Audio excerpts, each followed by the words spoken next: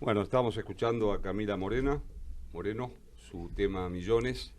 Eh, Camila es una artista chilena y este tema, que además ha estado involucrada fuertemente en el debate que se ha generado en Chile a partir de la movilización social y lo que ya todos conocemos, ¿no? De la situación general alrededor de eso, el debate político.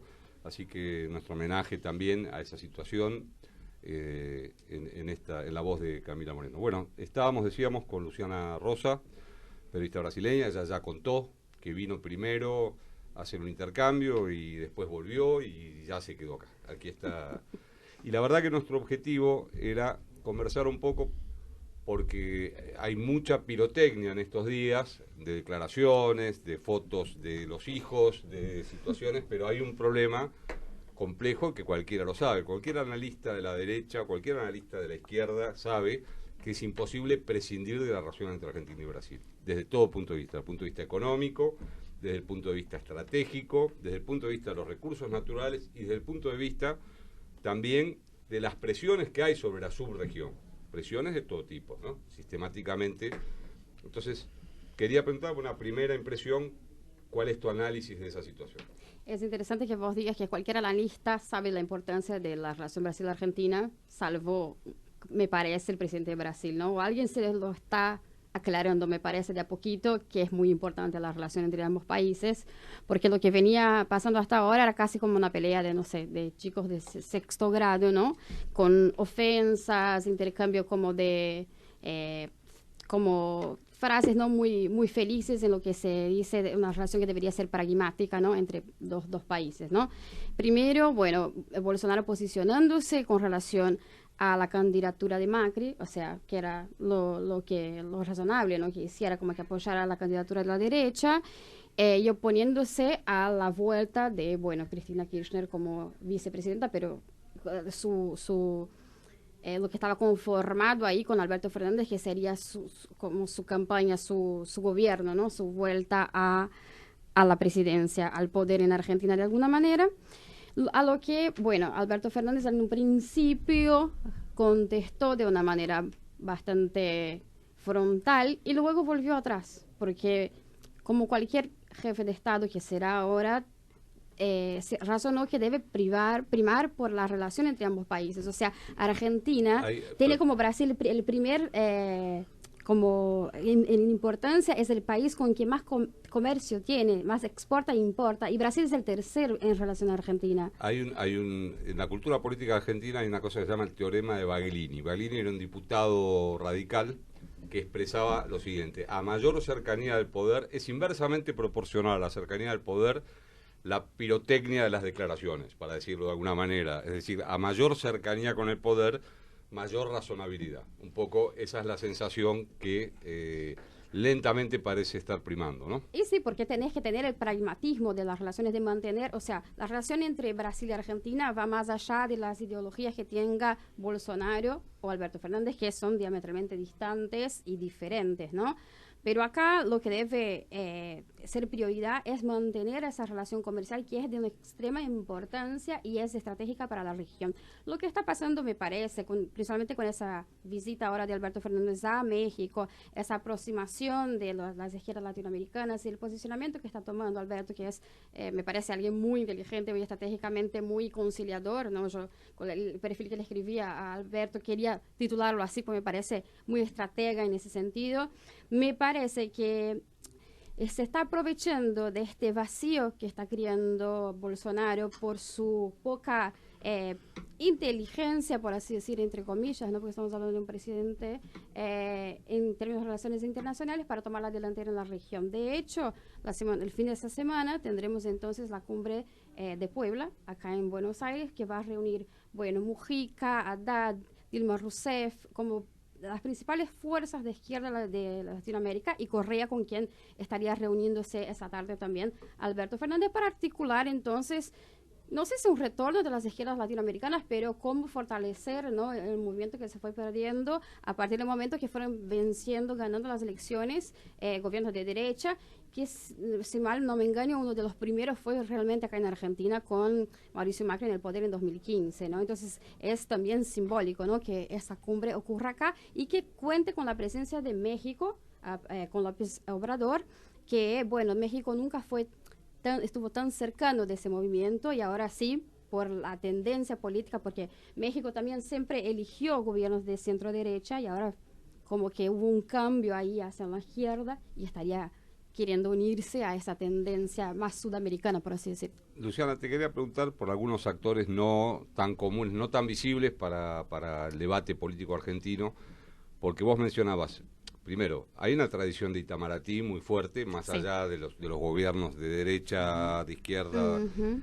¿Cómo pensás vos que Itamaraty está viendo el formato del posicionamiento internacional de Bolsonaro? No las posiciones en términos ideológicos, sino los mecanismos y el formato de las acciones. Y la segundo actor que me interesa es la burguesía paulista. Ok. Porque la burguesía paulista es un actor no formal, Sí. pero sin duda ha sido, en la época Clave. de Paulo Scaff, por ejemplo, Ujú. las visitas de Paulo Scaff eran casi o tan o más importantes que las de los presidentes de Estado, de los jefes de Estado o de las grandes figuras o de los ministros de Hacienda. ¿Y cómo está viendo esa burguesía paulista la situación de la integración regional según tu visión o según tu información? Bueno, primeramente el tema en términos de Itamaraty, bueno, nosotros ahora tenemos a Ernesto Araújo, que es no es diplomado, ¿no? No sigue la tradición de lo que serían los cancilleres, los ministros de Relaciones Exteriores en Brasil, que por lo general pasan por el Itamaraty, así como Salsa Morín, que también es otra figura que va a estar en la cumbre de Puebla. Entonces, yo me imagino que la visión... Tuvimos la oportunidad de estar con Amorim en el búnker del Frente de Todos y saludarlo y conversar un poco con él. Sí, que es alguien muy accesible, muy cordial. Celso Amorín es realmente muy diplomático, ¿no? Entonces, lo que me imagino que los académicos, ¿no? Como Itamaraty tiene una tradición como muy teórica, muy hila muy fino por ciertos posicionamientos en la relación entre los países, ¿no? Como yo lo que puedo imaginar es que siente la torpeza de cómo se están tratando ciertas relaciones que deberían ser, vuelva a la palabra pragmática, ¿no? Porque parece como todo muy informal, todo muy basado en la informalidad o en teorías de la conspiración, con Olavo de Carvalho y todos esos teóricos como una extrema derecha, ¿no? Que están permeando ahí lo que sería el pensamiento y la conducta del gobierno Bolsonaro. Tanto que, bueno, tuvimos un episodio reciente, la semana pasada, de la carta de Faure, ¿no?, al embajador de Brasil acá en Argentina, danese, saliendo un poco, o sea, pidiendo un poco más de respeto en relación al presidente Sí, electo. un poco tardía y casi hecha con force, pero finalmente Sí, el presidente pero electo está siendo ofendido en una relación bilateral compleja y el claro, canciller algunos días después reacciona al respecto, ¿no? exacto, pero le pone al embajador de Brasil también una situación compleja, ¿no? Como de tener que excusarse por su presidente, siendo que, bueno, como vemos simplemente cuando Trump finalmente hizo la llamada a Alberto Fernández, a su equipo, charlaron, que él reconoció que había sido una victoria importante. Para mí es también obviamente una llamada estratégica, ¿no? Como de Estados Unidos, a querer acercarse a lo que sería entonces ese liderazgo racional, mental, como estratégico en la región, porque, bueno, me imagino que saben de la conducta como traslocada, ¿no? De lo que es Bolsonaro, que es un líder de Estado que en la Asamblea General de la ONU, por ejemplo, llegó a decirle directamente a Donald Trump que lo amaba. O sea, va a un terreno como de lo poco oficial, lo poco formal, de la informalidad, que es como muy arriesgada y es muy fácil no llevarlo en serio, no tomarlo en serio. Entonces, Para mí esa llamada de Trump tenía un poco que ver con eso también. Y con relación a la élite de San Pablo, ¿no? Sí es una clase compleja que tiene mucho poder en Brasil porque también concentra mucha riqueza, mucha importancia económica y acaba adquiriendo mucha importancia política también. Y bueno, hasta ahora no se ha indignado totalmente con todo lo que está pasando en este gobierno de Bolsonaro porque malo o bien la economía sigue andando, va creciendo, va andando bien, ¿no? O sea, tiene una cierta confianza en Paulo Guedes, que es el ministro de Economía.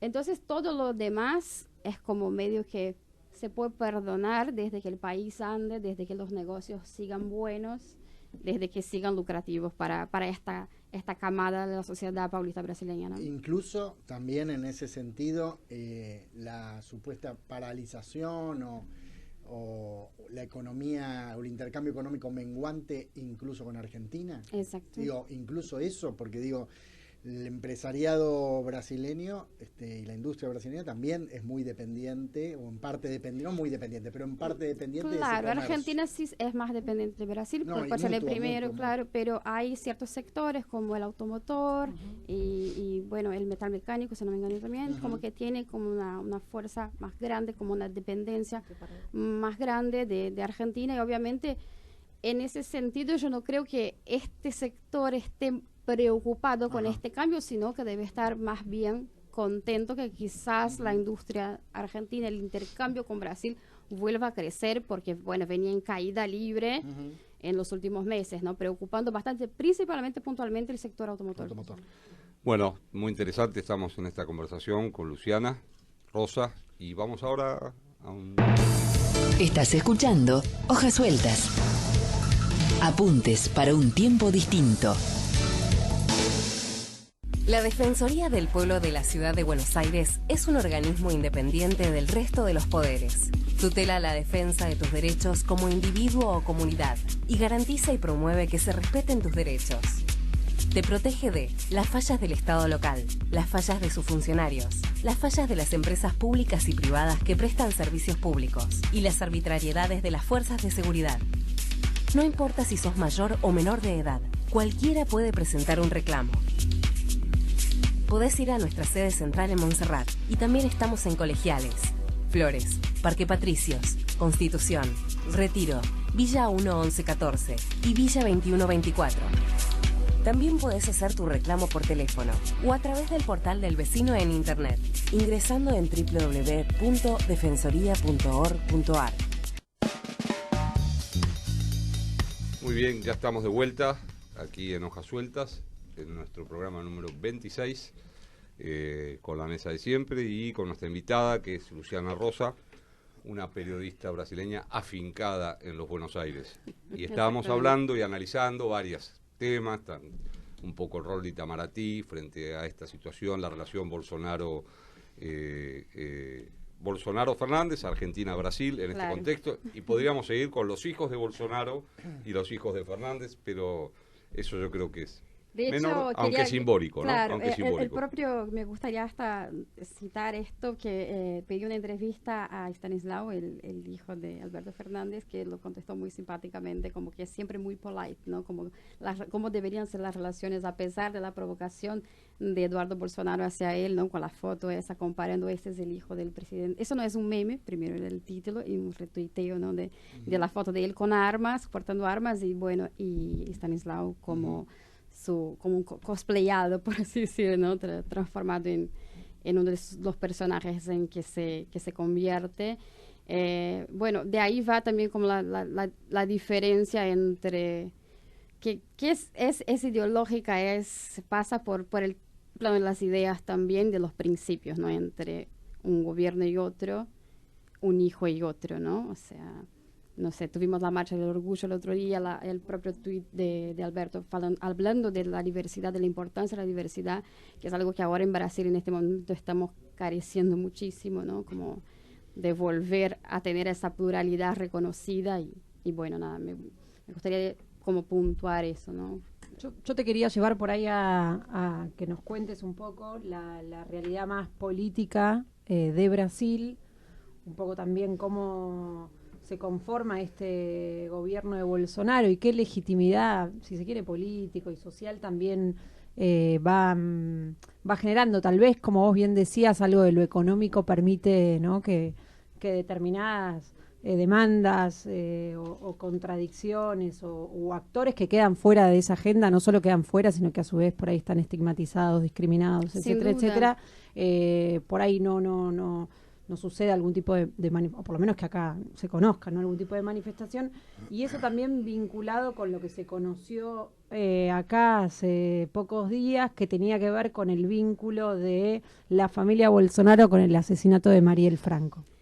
Qué tema ¿no? Hay muchos vínculos, es una larga novela que de hecho yo sería poco precisa si te hablara de todos los contactos, todos los hilos que le involucran de alguna manera a la familia Bolsonaro al asesinato de Marielle Franco, y la última, que salió a la luz de el portero del condominio en donde vive Bolsonaro, diciendo que uno de los el motorista que llevó al asesino hacia la escena del crimen, ¿no?, en la noche que asesinaron a Marielle, habría preguntado por Jair, y después nada, se desdicho, hablando que, estaría mintiendo. Entonces el portero, 48 horas después de haberlo afirmado, y después se descubrió que la promotora del caso, ¿no?, la fiscal que llevaba el caso en Río, era una fuerte apoyadora de Bolsonaro, ¿no? ¿Cómo se conforma entonces el tema de la política y la legitimidad de Bolsonaro en Brasil? Mucho pasa por el tema económico, otro tanto pasa por el tema del odio al PT, que sigue muy fuerte, muy vigente en Brasil.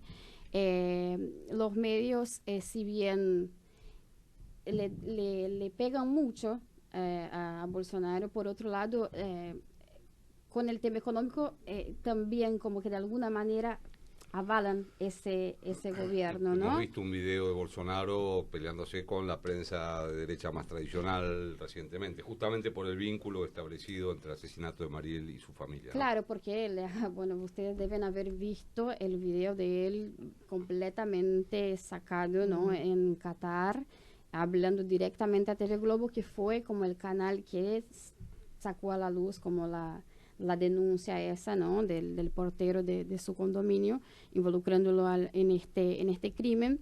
Y después, enseguida, algunos días después, su hijo hablando del AI-5, que fue como una ley que se sacó durante la dictadura militar en Brasil, que era directamente, trataba de censura a los medios de comunicación, artistas, manifestaciones culturales de todos los tipos.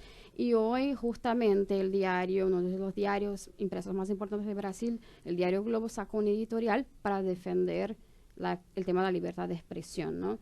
Es muy curioso porque también entra nuevamente en la torpeza, ¿no?, de Bolsonaro, en decir que los medios de derecha, que siempre le pegaran a la izquierda, al Partido de los Trabajadores, a Lula en especial, estarían siendo comprados por el PT, por ejemplo, para hablar en contra de él. Él como se pone en una...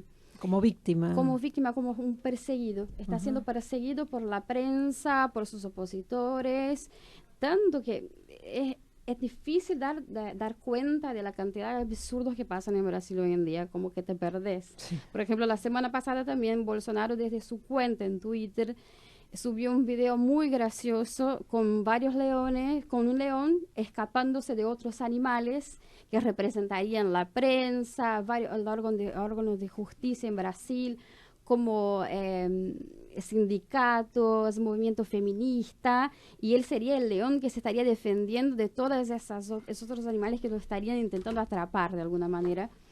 Después lo borró por lo bizarro que era y tuvo que pedir disculpas, retratarse con relación a eso, pero es gráfico como él se siente y como también los apoyadores, sus electores, piensan que realmente pasa. Pues tiene un componente también religioso ahí muy importante, y él se aprovecha mucho de eso, como un mártir. Eso te iba a preguntar, quería saber eso, si sus electores y el pueblo en general, y especialmente los sectores más populares, creen en ese relato de Bolsonaro o en esa puesta en escena que planteas respecto de sus tweets, sus dichos, etcétera. Si hoy todavía existe credibilidad o ha perdido cierta credibilidad.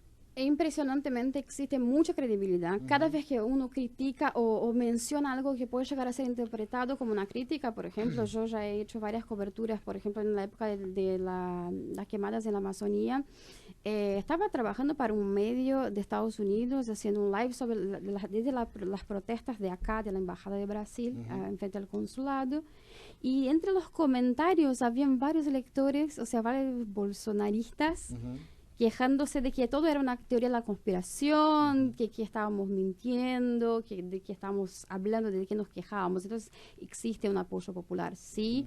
Existen medios por los cuales esa gente se informa, por ejemplo, canales de YouTube. Todavía funcionan las redes de comunicación vía WhatsApp, que fueron fundamentales durante la campaña de Bolsonaro. De hecho, es otro tema, ¿no?, que está en abierto en Brasil, que son las acusaciones del uso, de la compra, del envío de esos mensajes por WhatsApp que tendrían como un punto de ilegalidad, ¿no? En el manejo de Big Data. Exactamente, y que podrían llegar a invalidar las elecciones de por sí, ¿no? O sea, pero todo en Brasil igual está como muy permeado por este poder, que no sabemos qué grandeza o qué límite tiene, porque que el portero haya dicho que lo llamaran y luego se haya retratado, que esas acusaciones no vayan para adelante, que el tema de las escuchas, ¿no?, de Lava Jato entre Moro, que hoy es el ministro de Justicia, y uno de los fiscales de Lava Jato, haya trascendido, pero que no haya sido llevado adelante ni tampoco resultado en una anulación de la condena de Lula. O por lo menos la prisión preventiva, ¿no? Habla que, bueno, no sé si tendremos espacio para que realmente, a pesar de todas las evidencias, se lleve a cabo quizás un impeachment de Jair Bolsonaro. Quería hacerte dos preguntas, una vinculada a lo último que planteaste, que te estamos exprimiendo bien. No, una es que algo mencionaste recién. ¿Hasta qué punto vos dirías lo más,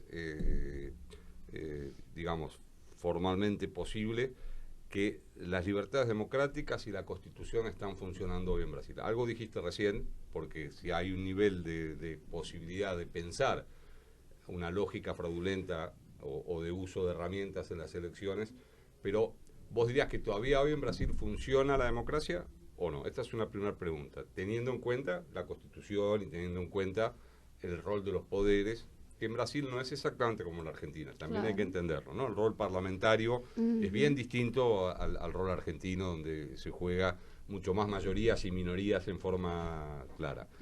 Y la segunda es, retomando un poco lo que vos planteabas en la primera parte de la conversación, sobre el llamado de Trump a Alberto Fernández, que coincido bastante con el análisis, el porqué de ese llamado, que obviamente viene a contrapelo de todas las cosas que se están diciendo, ¿no?, de las propias cosas que plantea Bolsonaro, del hecho incluso de la reunión de Puebla acá en la Ciudad de Buenos Aires, de las cosas que está diciendo Maduro, que hoy todos los medios repitieron hasta el hartazgo, laudatorias del rol de Alberto Fernández. Sin embargo, con la crisis en Chile, ¿no?, es decir, con el tambaleo de la crisis en Chile, la caída, la situación en Brasil un poco incontrolable desde el punto de vista del futuro, quizás. Quizás hay una apuesta también del Departamento de Estado de Estados Unidos a decir, bueno, alguien tendrá que trabajar en un equilibrio y apostamos, al menos damos la derecha a que Alberto Fernández pueda establecer ese liderazgo, o al menos intentamos condicionarlo a partir de no bloqueando la relación con Estados Unidos, especialmente porque, como todos sabemos, en el medio está la deuda, y que es uno de los principales problemas que empieza a correr el 10 de diciembre. Bueno, son dos preguntas un poco largas, pero más o menos me parece que... Muy convenientes. El tema de la democracia en Brasil era el principal temor desde la época de las elecciones, desde, bueno, un poquitito antes, con el tema del procesamiento de Luiz Inácio Lula da Silva, ¿no? Bueno, sí, ganó con mayoría, ¿no? Ganó con una inmensa mayoría a Bolsonaro en las urnas. sigue gobernando hasta ahora dentro de los límites de la ley. O sea, sí hay una constitucionalidad en todo lo que está haciendo, sí hay. Lo que se cuestiona mucho, como pasa acá en Argentina, esa semana salió un tema de un relatorio de la ONU, ¿no? Cuestionando como la exención de la justicia argentina. Yo creo que en Brasil lo que falta es alguien que haga la denuncia. Esta mañana yo estaba leyendo la nota respecto de esa discusión que se está dando acá. Y me preguntaba, pero ¿cómo llega a las Naciones Unidas o a ese órgano una denuncia de que quizás no es tan isenta así la justicia en el país y la necesidad de hacer ciertas reformas? ¿Y por qué eso no pasa en Brasil con todo lo que está ocurriendo allá? Bueno, no pasa porque no hay un interés de que pase. Tenemos el ministro de Justicia, Sergio Moro, que, bueno, estaba directamente involucrado en esa causa que llevó a la cárcel el principal candidato a presidencia de Brasil antes de, bueno, el acuchillazo a Bolsonaro y que, bueno, no estuviera imposibilitado de concurrir. Entonces, sí, desde un punto de vista, de vuelta a la palabrita, pragmático, sí, estamos en democracia en Brasil todavía. ¿Está amenazado? No, sí, está. Ya sale uno de los principales articuladores del gobierno a decir que, bueno, que si la prensa no se porta bien, volvemos a sacar una I-5, una ley de censura. Sí, estamos complicados, pero hay un movimiento. Si bien no hay un movimiento en las calles de Brasil, hay hay ciertos sectores poniendo algunos límites, y uno de los que opera mucho y muy fuerte son los medios, es la televisión. Por ejemplo, TV Globo tiene todavía una importancia muy grande en cuanto a formación de opinión pública en Brasil, y obviamente no está a favor, por lo menos en este periodo que vivimos hoy, ¿no?, de la historia, de una vuelta de la dictadura. Con relación entonces a lo que decías de Trump, desde que estaba Rex Tillerson, que visitó a Argentina, su jefe de Estado, apuntó a Macri como el nuevo líder de la región, como el nuevo norte, ¿no?, la referencia. Con todo lo que está pasando en Chile, que podría ser una referencia, ¿no?, pero está completamente colapsado. O sea, tenemos 19 muertos, más de 160 personas. Ayer estaba haciendo una nota respecto a que perdieron totalmente la visión o parte de la visión en las protestas, que siguen las protestas. Ayer tuvimos protestas intensísimas. Que se está discutiendo en el finalmente país. una reforma constitucional después de 30 años, que se están discutiendo elementos que hacen que la crisis va a seguir, ¿no? Claro, y qué tamaño tiene que tener el Estado también, ¿no? O sea, es la cuestión de lo neoliberal no estaría funcionando. Él, que era como se dice en portugués, a menina dos olhos del capitalismo en Latinoamérica, no estaría funcionando más, y su pueblo colapsó, como está dando cualquier cosa. Yo he hablado con muchos populares en Chile, gente como común y corriente, no son teóricos o militantes, que están descontentos con la situación social del país. Bueno, entonces perdería ahí el protagonismo, y Estados Unidos necesita a alguien que interceda por el tema de Venezuela también, ¿no? Entonces, un aliado, digamos. Alberto Fernández, Trump es alguien asesorado, ¿no? O sea, Alberto Fernández no es Cristina Kirchner, es mucho más moderado. Ya dijo que va a pagar la deuda junto al FMI, como que se comprometió con un montón de sectores hasta entonces impensados, ¿no? Bajo un gobierno quizás de Cristina, y es ese líder estratégico que le interesa a Estados Unidos, porque por más allá de la cercanía que Bolsonaro quiera tener y tenga, yo creo que no es tomado muy en serio. O sea, hay asesores ahí trabajando que saben que hay un nivel de inestabilidad y ilegitimidad de este gobierno Bolsonaro que no le permite que sea él el líder de la región. Y no se está dando cuenta de eso, que va a perder protagonismo muy pronto. Vos hiciste alusión muy al pasar, quiero volver a algo que planteaste. Muy al pasar, te referiste al tema religioso. Ajá. Y entonces, bueno, queríamos saber eso, el sostenimiento real o creciente, la influencia también creciente de estos grupos evangélicos, cosa que todos nosotros conocemos muy de lejos, pero no sabemos realmente la profundidad creciente que tiene en en la vida pública y popular también de Brasil, ¿no? Claro, no conocen muy de cerca, pero ya van a conocer, porque está creciendo bastante también el tema de la bancada, la política, los evangelistas en la política en Argentina, así como en su movimiento latinoamericano. Me parece interesante pensar el tema de los evangelistas como estrategas políticos y sociales, porque si vos vas a un barrio pobre en Brasil, lo que más tenés son iglesias. En cualquier casita, cualquier ranchito, encontrás una iglesia evangelista. Entonces, ellos tienen un nivel de penetración en la sociedad brasileña, en las bases, ¿no? Esa de política de base, muy importante.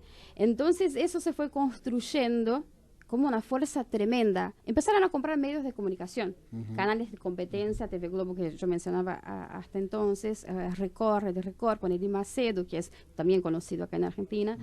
Entonces fue ganando terreno de una manera muy fuerte, empezando a ocupar bancadas en el legislativo brasileño. Y bueno, Bolsonaro básicamente se alió a esta fuerza política. Fue muy inteligente en ese sentido, como de aliarse a esta fuerza política y religiosa que permea la sociedad brasileña y abrazar esto y para poder vencer en las urnas. Y mucho de lo que es el conservadurismo, la falta de pluralidad y respeto a las pluralidades en Brasil, tiene mucho que ver con eso, porque son los principios conservadores de la iglesia y de esos electores. Entonces, por eso también se conserva y se sigue aprobando ciertas declaraciones y medidas completamente polémicas. O sea, en el día de la asunción de Bolsonaro, no sé si ustedes se acuerdan, una de las cosas que dijo, que iba a gobernar sin la presencia de la ideología de género. O sea, en su primer discurso, tener realmente que nombrar esto, que hablar de eso. Sí, mucha repercusión de lo que fue su ministra. La ministra de la familia, sí. Sí. Y es un personaje medio folclórico que, a mi visión, opinión personal, sirve bastante como un desvío de ciertos temas más importantes, porque cada tanto suelta alguna declaración polémica, como los niños tienen que vestir azul y las niñas tienen que vestirse de rosa. Es como cuando Brasil capaz está pasando por otros conflictos. Vos decís que es como más, a propósito. Claro, como para distraer un poco la atención de ciertos temas quizás más centrales. Ese papel acá de la lo cumple la ministra de Seguridad, Patricia Bullrich. Sí. O Lilita Carrió, que ahora se ve escena, sí, ¿no? Sí, que era también muy acá divertida. Hubo también mucho de eso. Bueno, Luciana, no sé si... No, yo justo hoy estuve en la facultad con una investigadora brasileña, y respecto de los religiosos, decía, de la iglesia evangélica en particular, decía que, por ejemplo, que si bien era muy fuerte la presencia, desde ya en lo simbólico y lo real de la política, pero decía, bueno, pero ahí tiene todavía algún pequeño problema Bolsonaro, porque, por ejemplo, ninguno de los ministros, los que están como en la primera línea de mando, pertenecen o son parte de esta iglesia evangélica. Como que es una demanda de ese sector, una suerte de demanda, por ejemplo, de los radicales en el bloque de Cambiemos. Y después hablaba también de la constitución de un bloque que lo llama BBB, que era Boi, bala y bomba. ¿Nos puedes explicar eso un poco? Que es interesante. Boi, bala y Biblia, perdón. Y Biblia. Claro, Biblia sería el elemento religioso, ¿no? De esa parte de la bancada que tiene, está involucrada con la iglesia evangélica. La bomba que tendría que ver, la bala que tendría que ver entonces con el sector militar. Exacto. Y Boi es como el buey. Y bueno, el agronegocio. El agronegocio. ¿Qué es lo que está pasando en Amazonia ahora? Amazonía, bueno, las quemadas son la apertura de ciertas tierras que deberían ser conservadas, conservadas por la ecología, por el planeta, por millones de motivos, y que están liberadas ahora para la plantación de soja y el cultivo y el ganado también, ¿no? La ocupación del ganado. Bueno, Lucía, te hicimos hablar y hablar y hablar, así que... Me encanta. Luciana, bueno, bienvenida, y la verdad que quedan muchos temas pendientes, Sí, por ejemplo Brasil. El tema del ejército, Ajá, que recién las vos Fuerzas involucraste, Armadas, es interesante. Yo lo conocí a Heleno en Haití, porque él fue jefe del general La Fuerza Heleno, Tarea. es de la Fuerza de Tarea, uno de los jefes, uno de los más reputados, los que estuvieron ahí cuando me tocó estar por las cuestiones humanitarias. Bueno, un tema para otro momento. Buenísimo. El rol de las Fuerzas Armadas en esta Sí, en esta otro etapa. tema también, eso de los principios conservadores versus los liberales, que también, no sé, por ahí manifestado más en el periodismo, la libertad de expresión, ahí también hay un hilo para seguir. Bueno, gracias Luciana, Gracias y sos a bienvenida a Hojas Sueltas para cuando quieras considerarte autoinvitada también. Ok, muchas gracias.